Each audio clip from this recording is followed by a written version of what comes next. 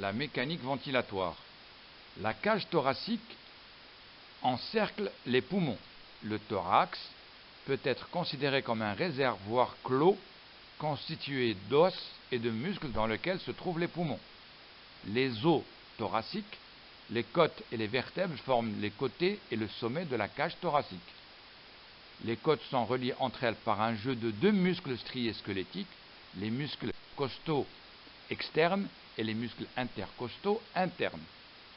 Dans sa partie inférieure, un autre muscle strié squelettique en forme de dôme, le diaphragme, forme le plancher de ce réservoir. La face interne du thorax est tapissée par un double feuillet de membranaire, la plèvre.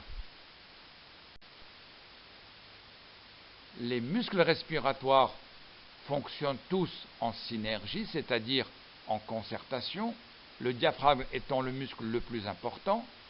Il est innervé par le nerf phrénique. Quand il se contracte avec les muscles élévateurs au-dessus des côtes et intercostaux, ceci provoque un abaissement des viscères. Les viscères, c'est-à-dire tout ce qui est intestin, estomac, etc., sont abaissés, et donc, par voie de conséquence, un agrandissement du diamètre vertical du thorax. C'est le muscle majeur permettant la ventilation. Les intercostaux, il y a des intercostaux obliques. Par le fait de leur obliquité, ils permettent d'augmenter et de diminuer le volume de la cage thoracique. Le muscle squalène, c'est des muscles qui sont entre les vertèbres et qui constituent des muscles importants de la respiration. Leur contraction, quand ils se contractent, les muscles se soulèvent.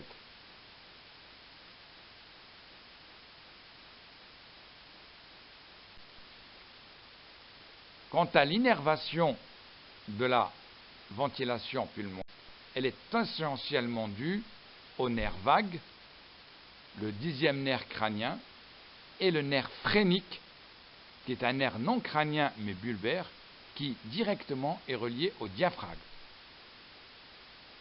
Le nerf phrénique, comme vous le voyez, est relié au diaphragme, ce qui permet, lorsque l'on stimule ce nerf phrénique en français c'est P-H-R-E-N-I-Q-E,